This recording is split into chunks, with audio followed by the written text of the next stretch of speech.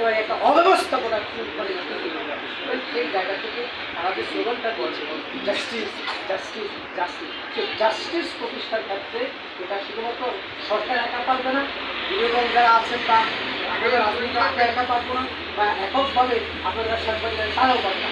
সবার যে ঐক্যবদ্ধ প্রচেষ্টাই তাদের জায়গা থেকে যদি ভূমিকাটা সেরকম হয়, যথাযুক্ত হয়, তাহলেই আমাদের বাংলাদেশ একটা সত্যি করতে সমাজের ভাইরা।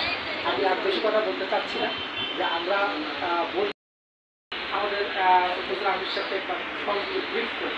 আমাদের পুরো এই ইয়ের মতো প্রায় 40 থেকে 45,000 মতো পরিবার আমাদের এই উপজেলার মধ্যে বসবাস করে, যেখানে মানে জনসংখ্যা মানে নিয়ার অ্যাবাউট 2.5 লাখ বা 3 লাখের কাছাকাছি একটা বড় প্রত্যেকে অ্যাফেক্টেড হয়েছে।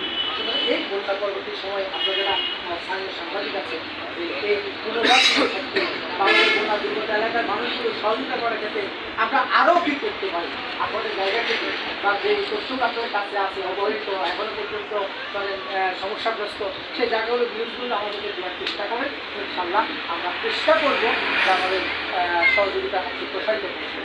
সর্বোপরি আমরা বলতে চাই, আমরা আপনাদের সাথে আমাদের বৈরিতা ছিল না, সম্পর্কে অবনতি ছিল না।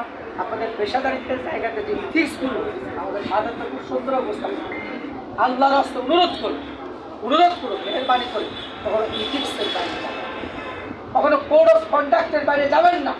প্রিন্সিপাল যেটা এটাকে ভায়োলেট করবেন, আপনাদের সাময়িকভাবে সুযোগ সুবিধা অর্জন করবেন, বের করে ওই শ্যামল দত্তের মতো বউ বাচ্চা নিয়ে পালাতে গিয়ে পরে এই জনগণের হাতে ধরা পড়ে। আজকে এই যে শিক্ষাটা আজকে আওয়ামী স্বৈরাচারের পালিয়ে যাওয়া চলে যাওয়ার এই মেসেজ আমাদের জন্য আছে, আপনাদের জন্য আছে, অন্য রাজনীতি দলগুলোর জন্য। কেউ যদি মনে করে এটা তো আওয়ামী লীগের জন্য শিক্ষা তারা নিয়েছে, তাহলে আমি মনে করবো বাকিরা এটা মনে করেন, যে মনে করবেন তিনি ভুল করবেন। আমাদের জন্য মেসেজ শিক্ষা রয়েছে। সুতরাং জনগণের সাথে যদি আপনি অন্যায় করেন, আপনি সত্যকে গোপন করেন, আপনি নীতি নৈতিকতাকে আপনি যদি জলাঞ্জলি দেন, সাময়িক সময় আপনি সুবিধা পাবেন, কিন্তু একটা সময় এসে আপনাকে এটা কঠিন মনে হবে, আপনার পরিচয় সংকট তৈরি হবে।